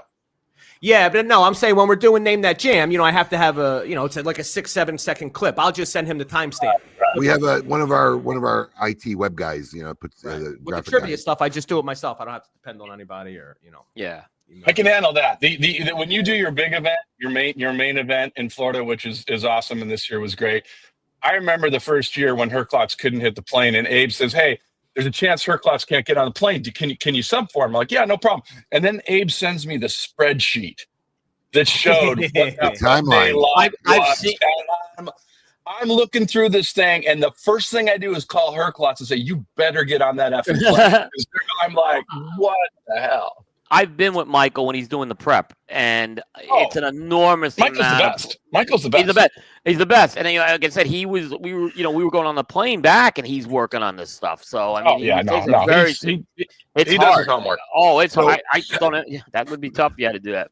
The first year when we did the digital experience, right? Because we have a producer. It's really kind of his job, right? Yeah, executive producer, and we start telling him how we want this to go because we've never done this before. And he sends me back that sheet was his original document, but like the first hour and a half of it, just kind of give me a feel of how it's supposed to go. And I'm looking at this, I'm saying, wow, if I'm gonna go back and forth with this guy, because the first year was a 7.5 hour show. Right. Now it's like 5. But if I'm gonna go back and forth with this guy to get this right every time, because he doesn't understand my vision. We've barely talked, barely met. Why would he? I'm like, it'll be fucking 2052 by the time we finish this fucker, going back and forth. So I literally say, hey, listen, why don't you just let me take this over? I'll do it. I'll send it back to you, and you could help out with any of the technical shit I missed. But at least I'll get you the kind of the flow. 37 hours straight. 37 hours straight, that first one. Now that's the template I still use, and it still takes me about 11 hours to kind of piece it together with new stuff or whatever. But 37 hours straight, man. I remember Briggs telling me one time, he came into work and thought you got there early and you'd been there all night. Yeah. I mean, I'll tell you, Fred, when it was only like a day or two before when, we got the news from Michael that, it may not happen. And I remember we were sitting in the room and Abe asked me, he's like, who else? Who do we got? And your name that came up. And Abe was like, yeah, top of my list too. And there was really nobody else. If you got hit by a car or something there, I would have been stuck on stage for 8 hours. Because I'm like the eternal bridesmaid for this event. I'm like the guy on backup. No, Abe was like, yes, that's exactly. He was top of my list too. Oh, Michael's great. I mean, I would do it, and I could do it. But Michael's the best. I mean, you always got to have backups. When Paul was having his third kid, we had Kevin Shea. Yeah, we actually ordered him the same jacket that Paul was wearing because we had him on backup in case. Right. Paul's baby dropped, Yeah, that was a real problem. That was a real close date on that one. And by the way, another tough job. As much as we kid Paul, and that is a tough job what they do, with him and Kim do. Let me tell you something. Absolutely. The toughest part, look, the timeline's there. They follow the cards. I mean, on top of that big sheet, that sheet is broken down in index cards. So we're usually walking around, know where the next right. But stuff moves, man. Stuff moves. It's moved on me. Stuff's moved time. This last show, because Eric Espinoza fucked it up. Yeah, you fucked it up. Like literally. So and they don't realize because they don't know what's going on. Manufacturers don't know what's going on. They're clueless. They show up, they sit at the table, they do their thing, and they go home. Very few of them have any insight to what is actually going on. So Eric, who had his time for his interview 2.5 to 3 months before the Great Smoke. This is your time slot, right? Doesn't say nothing, but then comes to our director, and I'm running around. Hey, can I move my slot from 3 to 1? I got to go to this other event. So yeah, that's like 2 Great Smokes you bailed out of, to be technical, Eric. But anyways, I got to leave. So no one tells me. And the producer's got this whole thing now, and he's juggling, and my whole schedule's off. I don't know where I'm supposed to be for like 2 hours or an hour and a half until it caught up to where he was actually supposed to go on stage. So yeah, shit's moving around constantly. Yeah, it comes up great. Nobody sees all the behind-scene madness. They don't realize what it takes to throw that off. But when it's live and it's on there, it looks great. I mean, it's awesome. No, it was really good. There's a funny moment. Tom Poser captured a picture of it up on stage towards the end of the Great Smoke. I think it was last year, and it looks like me and Abe are hugging and celebrating. And it's actually me telling him something that's all fucked up, but we're dealing with it. But that was the year the shit hit the fan with the liquor and the fairgrounds and everything. Yeah, not this year. The year before. It was literally me telling him but it looked like a heartfelt. We were in. I didn't want anybody else to hear. Well, you don't share the B-roll that is mostly Abe off camera rolling at eyes, going, God, seriously? I mean, right. Honestly, while that shit is going, there really isn't even time for seriously. It's just Everything What is do we gotta moving. do? What do we do? Yeah, You know, literally. you just roll. Once you realize when you do something like that, you're like, just roll with it. Mistakes work. It's gonna happen. Once you know that mistakes are gonna happen and shit will go bad at some point. Once you're okay with that and you free yourself of worrying about trying to get everything perfect, it's very freeing, and then it just goes. So you know what? That's where wisdom comes with age. I swear to God. You know, Alex is not there yet. Like Alex still gets hot about everything. You know, and he does because I was that guy. I mean, at 30, I was going off every time something didn't go my way. I'm going off. I'm you know, and that's where wisdom comes with age. Because the number one comment I got from everybody, you're oddly calm. You're oddly calm this year. Because you just learn that fucking doesn't matter. Like, yeah, oddly calm is not how I would have described you 30 years ago. Bro, I wasn't. You know, like I found out like 2 days before that Chaz wasn't going to make it because he was in the hospital and whatnot. Normally, I would have been livid. Oh, everybody's expecting it. But then you just start realizing the people won't even notice he wasn't. Yeah. Yeah. You know, yeah. you just start having the experience that it's just never as big as a deal or a problem as you think it's going to be. We'll deal with it. Yeah. In the world. And then, yeah, that was like literally the comments I've been getting the last couple of years. It's like, you're strangely calm. Because the other people are still freaking out. I'm like, yeah, we'll figure it out. We'll get there, you know. But it's yeah, fine. that just comes. I think it just comes with age. You just get tired and you just realize it ain't that big of a fucking deal. Yeah, or you just don't care anymore. You're just kind of like, yeah, whatever. It's It'll never be fine. about a care, especially with something like the Great Smoke. But it's just more about the wisdom that it's just going to work out. I think after like 20 of them, you just know we always figure it out. So whatever it is, you can't control everything. You can't control everything. We've run out of ice. We've lost broadcast. We got, I mean, we had a guy have a seizure, and we had girls have a seizure working the event. I mean, we've kind of seen it all in 20 years. It's going to happen. Every little thing that could go wrong goes wrong. And, you know, website crashing 5 times in a broadcast. I mean, you just seen it all. And you chug on, you smile, and the show goes on. It is what when it you're doing is. it live, you don't got a choice. Yeah. You know, you shrug and the show goes on. That's what you do. Yeah. Fuck, we're still talking about the Great Smoke. It's goddamn May. I'm talking about the next one. Working on it.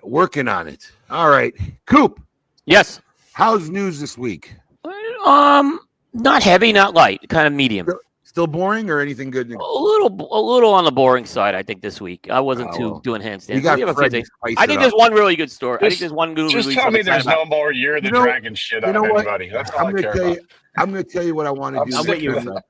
I'm going to tell you what I want to do when next time we have Fred on the show. Okay, Fred, I want to do that Saturday Night Live thing. You write a fictitious cigar industry news article that Coop has to read, and Coop, you write a fictitious cigar industry article that Fred Rewey has to read. Okay, I like that. I like that. That's fun. Okay. That's my favorite part of SNL. I don't even give a shit. Those two guys are fucking hilarious. Those those two guys are great. hysterical. They're great. They're They don't brilliant. know what they're going to read. They don't know. The other guy wrote it for them. That's the best. Yeah. Yeah, they get it last minute. You guys could text each other the script right before you go on and then read it. I think that would be fun. So the Colin guy is the longest guy that's ever been on Weekend Update.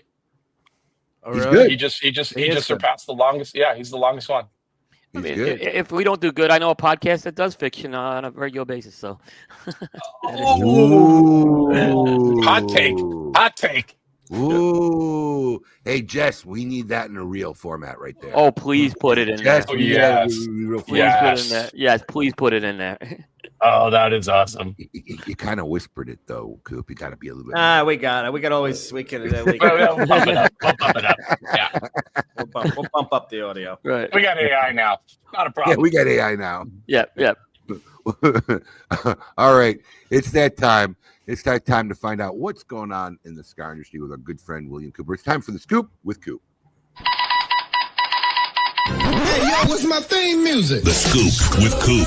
Breaking industry news. Hear it first on KMA Talk Radio and cigar-coop.com.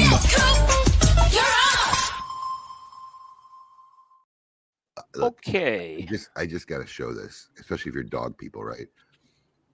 I just love how a dog could just be comfortable in any fucking living position known to mankind. Now we're in a place that's not our own. I'm going to try to move this camera to get MJ, one of my Aussie doodles. Hang on. Little nostril shot. Look at that. That's nice. I mean, how is that your comfortable position? That's what dogs do. I mean, The floor is probably. Listen, it's hot in that room. The floor is probably cold. You know what I mean? True. He's probably cooling off. Yeah. True. It's literally me on this patio right now. I mean, Right. pretty much. Here's the sunroom. Here's the sunroom that I'm baking in. Oh, nice. Nice room, Yeah. actually. Nice looking though. Yeah. Yeah, Oh, it's a nice- Yeah. They did this nice place we got here in Orlando. Yeah. Just Yeah. it's hot out there, huh? It's hot as fuck. Yeah, it is hot out there right now. All right. I just looked over right before Coop started talking. I'm like, this dog cracks me up. All right, Cooper, what you got? Cooper. Okay, Tatawahe fans. The news is the Tatawahe pork tenderloin has returned. Right around the trade show, Pete was telling retailers that the tenderloin was coming back. He didn't show it at the show, but the orders were taken before the show, and now that has begun to ship to nationwide on a limited basis. That's one of those. I don't know if it's this. I wouldn't put it in this. I still think the Anarchy was a bigger release, to be honest with you. But pork tenderloin is probably the other big Tatawahe shop exclusive. Bigger release. Hold on, bigger release in what sense? I think it made more impact. Okay. Because I mean that was in Playboy magazine and stuff. But this is probably the other big one he did. Yeah. And I don't know, but I would almost say in production even, because we don't get a lot of this. If I could, if they were shipping everybody what they wanted, minds for this too. Yeah.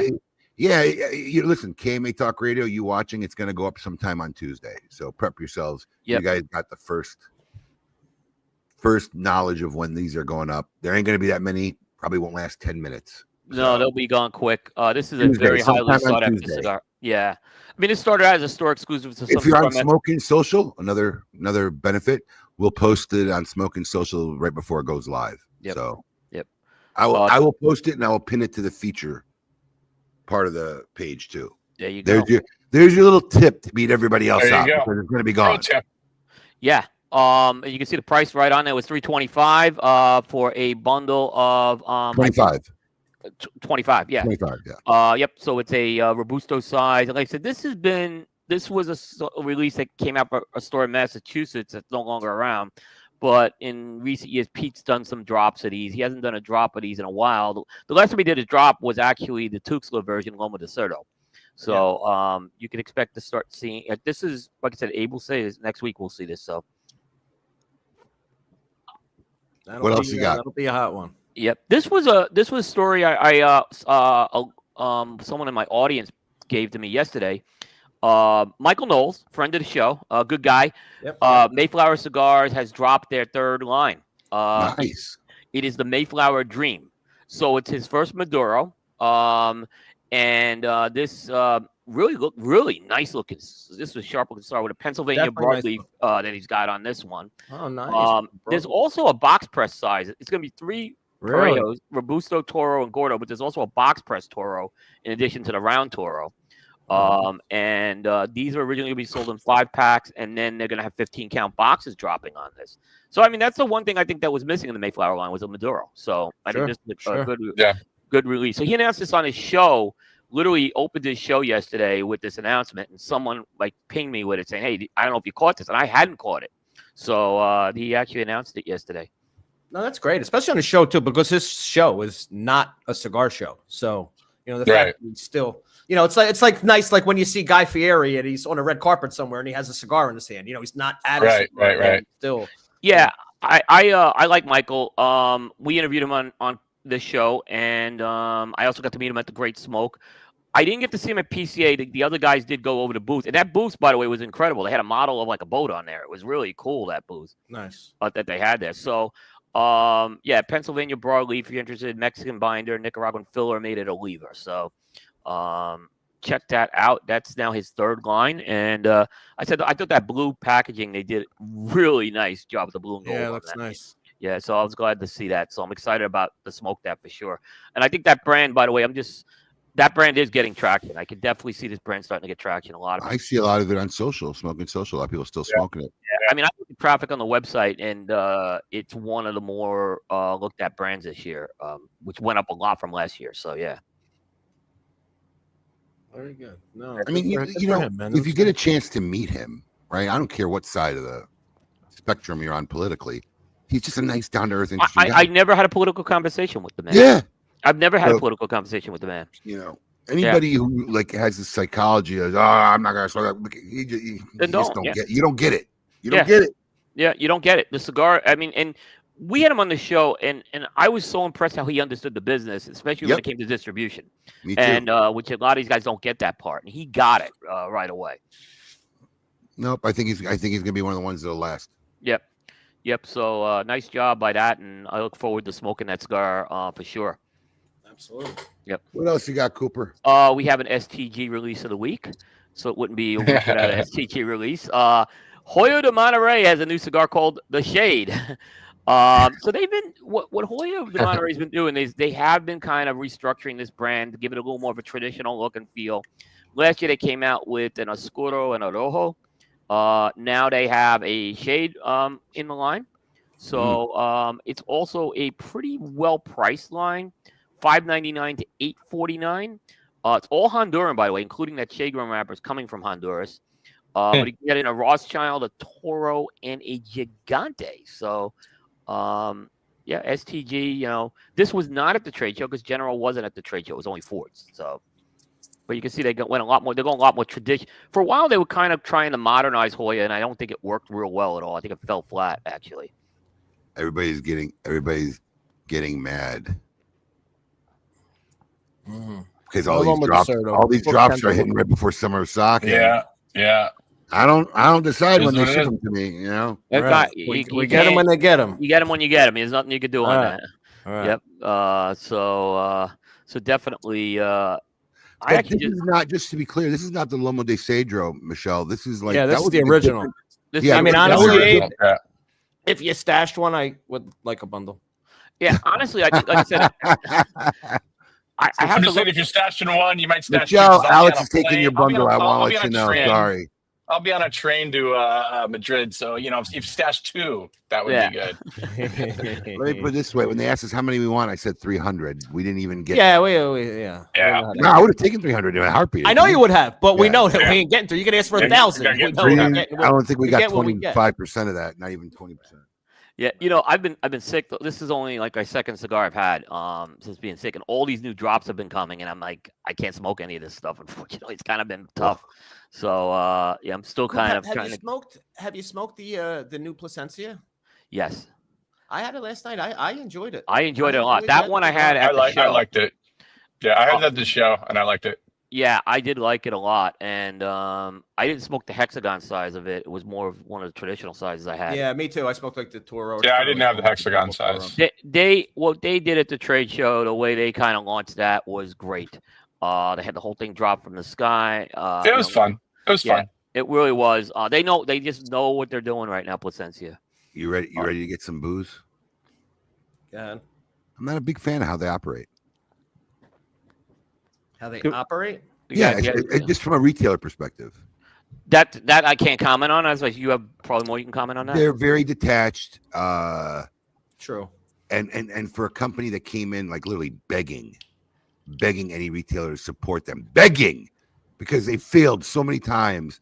Now they have this like aloof attitude, you know. I mean, just so I'm not a big fan. And I'm not a big fan of all how they operate, how they set things up. I was talking to Hank, and he had Luis come over because I really would like them to have been part of our microblend series, you know. Hank loved the idea, and this is not why I don't like how they operate. It's a series of things from like even Cigar of the Month Club to things. They're just not good to deal with, and I don't think they get it. And to have gone from, hey, please carry our product, we're going to give you free etchings, free boxes, we want to get, to now like we don't give a shit, you need us. I don't like how that switches like that. It doesn't sit well in my mouth. But nothing against them. Look, I'm a capitalist. You run your business any way you want, any way you see fit, whatever you believe is in the best interest of your company. I just don't, you know, you've seen stuff like that come and go, and it doesn't work. I mean, I think the retailers are key into building the right relationships with retailers. Those are what's going to work out best. But anyways, Hank loved the idea, and this is at PCA, which is typically the time I will talk about these projects, right? And he brought Luis over, and Hank says, "Look, Abe has this thing he's running. It's a great idea, and I don't think he realized it was a one-off. I think maybe he thought that I wanted to make another brand, but didn't even take time. He's like, no, we're not doing that now," and turned around and walked away. I'm like, Wow. okay, no problem. Wow. No problem. And I understand. I'm 99.9% sure that he doesn't even know what our microblend series is. Never heard of it. Never know. But didn't even take time to ask. Yeah, at least pretend to listen. Yeah. At least go through the motions. Because I'm Yeah, 99% sure he walked away thinking like I was trying to build another brand and this is going to be another brand that's going to eat into their production. No, bro, it's like a one-off, bro. Make me 500-600 boxes. We're done. And I'm not nothing against the family or the company or the cigars. So I want to make sure nobody misinterprets what I'm saying. Just not a big fan of the way they're running their company these days. That's all. Abe, you mentioned something that's a very good point. They, for a long time, struggled to get their name on a brand. Failed multiple times. They were making great cigars for every other freaking person in the industry and couldn't sell nothing with their name on it. Yeah, dead in the water. People talk about Aganorsa leaf. It was like throwing a rock in a pond. Yeah, it hit the surface and went straight to the bottom.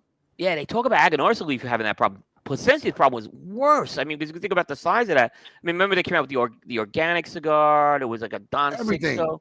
Everything. Failure after failure after failure, multiple attempts. Yeah, they really struggled with that. And then when they did this last run, I remember they're saying we hired a big company with imaging and PR, and we're going to do this right. And they were begging retailers to bring their stuff in, begging. And now, like literally, I mean, I'm don't want to say nothing over, but it's like they don't give a shit. Yeah. Now they're above everybody. Just weird. Oh, remember we had Wayne on, and like, we don't care about. Well, remember we had Wayne who? Wayne. Yeah, Wayne. Isn't his name Wayne? Wayne. He was a rep. He used to be. He was Wayne. We had a rep on our show. We had Wayne on, yeah. He said Wayne, dude. You had a social media war with him. Was he? He was from. Okay. I know what you're talking about. Yeah. He was originally from I think when we first met, he was Hiram and Solomon. Yes, he was. Then he started talking. He was ripping on people making swag. Yet they make their own swag. Yeah. They make their own swag too. Yeah. They do make their own swag. I mean, in fairness, they do. I think their sell swag they do donate to charity, but still. They would. All right. What else you got going on, Coop? Anything else? The last story. The new CRA Freedom sampler is out. So that's a 10 cigar sampler that basically is a lot of different cigars. The proceeds go to CRA. It's a $204 price point. Some pretty good cigars in there. You get some very premium cigars in there.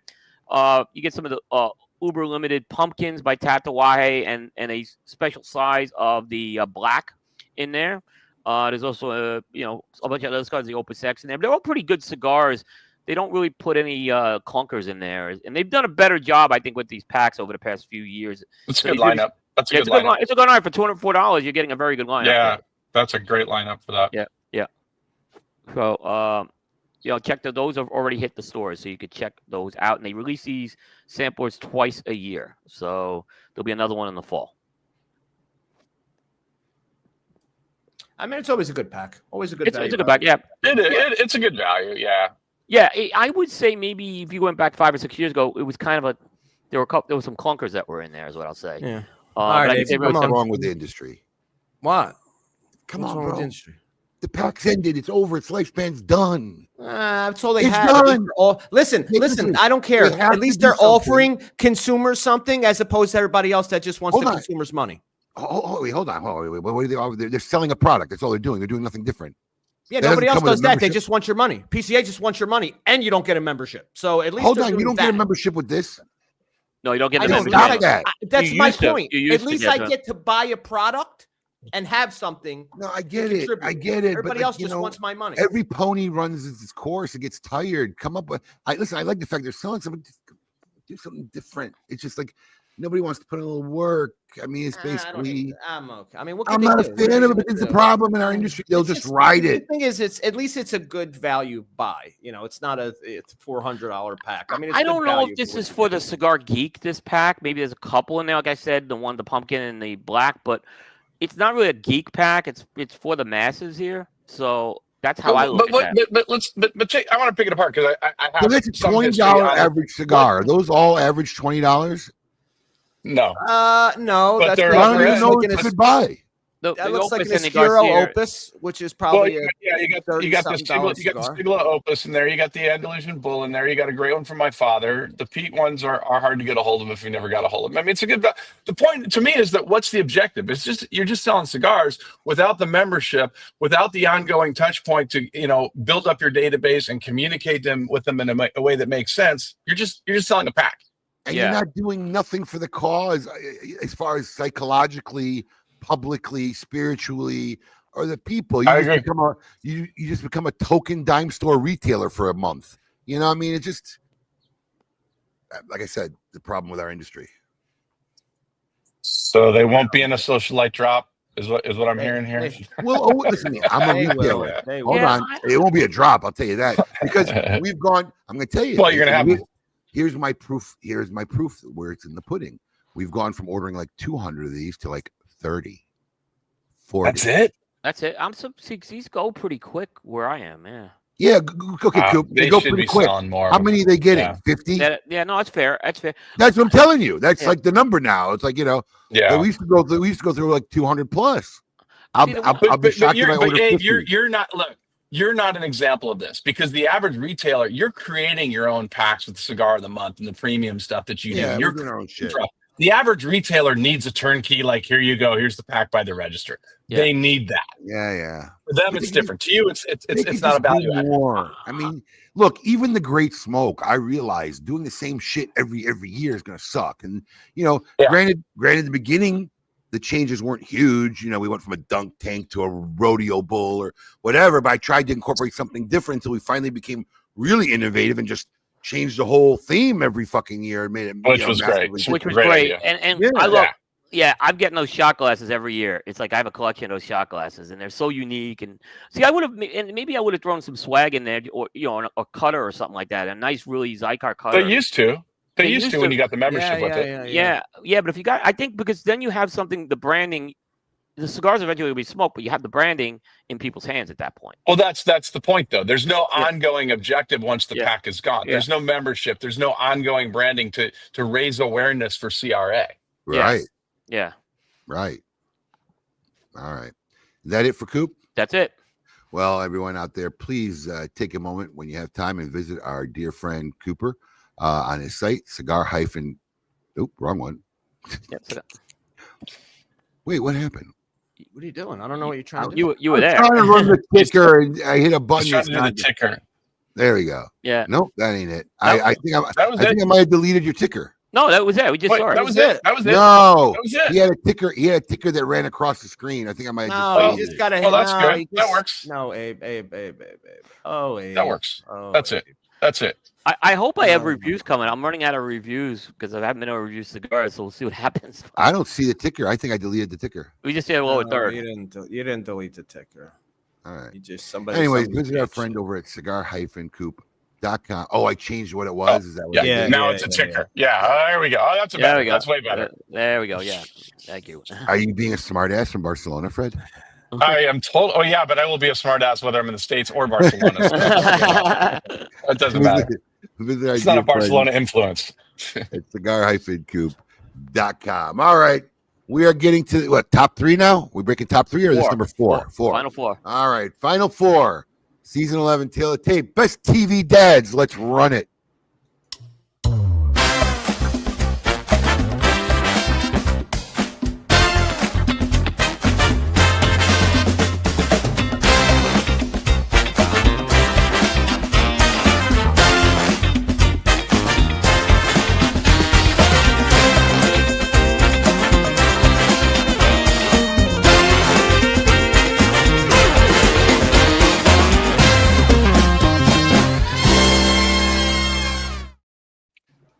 All right, everybody. I tell you what, I'm kind of interested more than normal to see what everybody's number 1 pick is going to be this year. So, Abe, if we don't miss any shows, we will have number 1 pick Father's Day weekend. Perfect. Perfect. Yeah. So that it just works out. Yeah. Wow. Yeah. How about that for serendipitous omen? Yeah. All All right. Because it's the 15th is Father's Day, and the 14th is the show is Wait, let me make sure I have that right. Yeah, because we have this 31st, the 7th, and the 14th. Yep. So those are the 3 shows that we're in. Yeah, Good planning. Yep. Yeah. Hey, Marshall, that's basically Alex's face anytime someone tries to do that. That's the standard operating mode. Yeah, that's my base. That's my baseline. His baseline face. All right. Being our guest this week, guest host. Why don't you start us off? So I thought about this one a couple days ago. John Robinson from Lost in Space. Wow. I think nobody picked him. No, that's a good one, Fred. Yeah, I thought that one just the other day. Now, were you just looking for forgets the about most him. obscure dad you could think of, or why do you like John Robinson? No, I used to love Lost in Space. Me too. I used to love yeah. that. I used to love that, and it's just one of those dads that you forget about. I don't know why it hit me the other day, but I'm like, it's one of those dads you just completely forget about. Did you watch the remake? I did. It was okay. disappointed. It was okay. Yeah, but I mean, disappointed. It's not the same. Yeah, they canceled it. Yeah, it's not the same. Do you Look know at this. that- That was fast. There you go. You know that What I show do was every week. inspired by Swiss Family Robinson? That's how it Yeah, I'm happened. It was a assuming space- since they were the Robinsons. Yeah, but that's Yeah. how it's. Yeah, but that's how it was the space. version. Yeah, Yeah, that's why I they did were make the Robinson. leap. I did make the leap. Yes. I didn't. Did I do that again? Yeah. Yep. Yeah. There you go. Make the face, Alex. Make the face. Make the face. I can't Coop, do it on who's your dad? Who's your pick for the week? Who's your dad, Coop? Oh, so I went with a very Who's your Cooper daddy? pick. I went with a very Cooper pick. I heard about my last pick was I heard that one. 1934 or somebody. Ward Cleaver was my last pick, but I even have a better one. Steve Douglas from My 3 Sons. Inspired me to have my first pipe when my son Steven was born. Are He was you my like first son. 75 years old for real? I think he is. Okay, I think he is. Yeah. My 3 Sons was in reruns a lot growing up for me. So the show ended in 72, and the reruns went into the 80s there. So it was That's true. They did. They did. Yeah, it was a very popular show, and I love. He had all those pearls of wisdom, and he had some pretty comedic moments on that show when there was chaos in the house. It was pretty funny. So Steve Douglas was mine. All right, I'm gonna go next, so we leave the goat for last. My number 4 pick was mentioned already, and anyone who's just tuning in doesn't know, my picks were strictly based on how entertaining I found watching the dad of the show. Now, it wasn't technically how great of a dad they were, because that's just writing. I wanted, if I enjoyed this dad, made me laugh, enjoyed it, watched it a lot, that's what I picked. And coming in at number 4 is Tony Soprano. Oh, Tony Soprano. a very good pick. Come on, I mean, he was fucking warped, good, loving, protective, crazy. College visits with his daughter. Yeah, exactly. I like this pick. Yeah. I mean, look, he was fun to watch just in his work life, but even the complexity of dealing with his kids was fucking hilarious. Whole lecture he gave his son on Columbus Day. Everything. So definitely was enjoyable to watch. Oh, absolutely. I love that pick. Dad, hands down. All right. So my number 4 pick is actually also from The Sopranos, but not Tony Soprano. Coming in at number 4 for me is John Sacramone.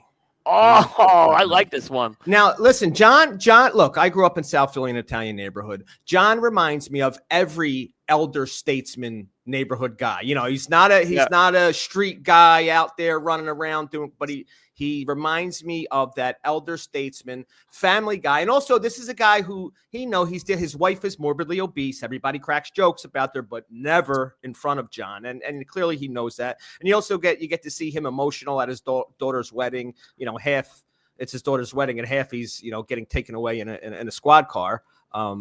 But John just reminds me of the old school elder statesman, dad, family guy, gangster. You don't see him with the craziness out killing people. He's that elder statesman kind of family dad who happens to also be bossing them up. Yeah, very much based on the Gambino family, that character too in New York. Yes. All right, well, that closes up pick 4 of season 11 Tale of Tape. Top 3 left. Stay tuned. Follow us next 3 weeks and find out who our number 1. It's a great catch too, Coop. I didn't even realize.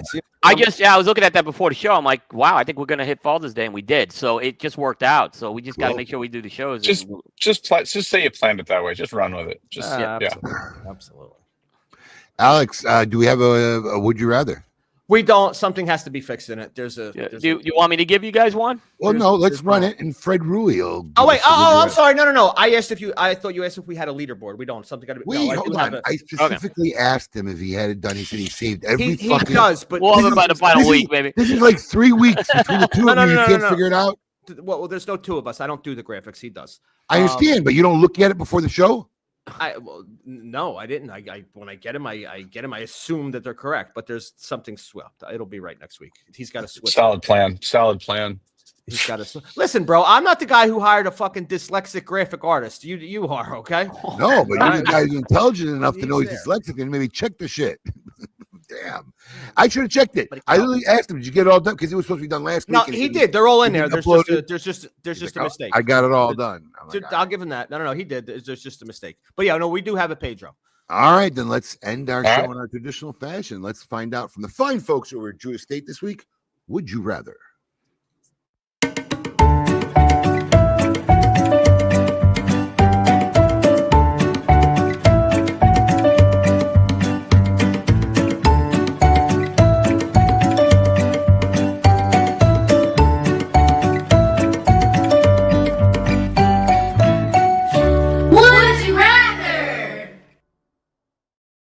Did you just do one of those? I did do one of those. I was gaming. All right, here we go. What's that goes into real? Yeah. Now you can't see it's in the green room. Would you rather smoke a cigar with Tiger Woods or have a ticket to go to the Master Tournament? Tiger Woods. Neither. Tiger Woods. I have no desire to go to the Masters, so it's Tiger Woods. Yeah, I don't know. I'm not a Masters is the most overrated event. Are we going to like one of his restaurants? I'll take Tiger just because I don't, find golf very interesting. Yeah, neither. Me personally, Fred, you look like you're thinking about this. It's a hard ticket. It's a hard ticket.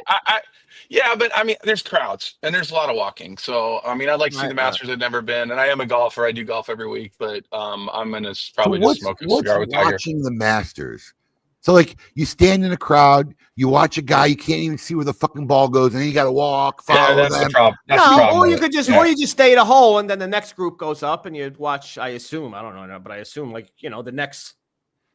So you just watch different people drive. Yeah, I guess. Or go stand by the green and watch different people putt. Thinks like, but when I think about it, like, what the fuck am I going to do? I'm going to go find the bar. No, you go to the bar. That's what you do. On TV.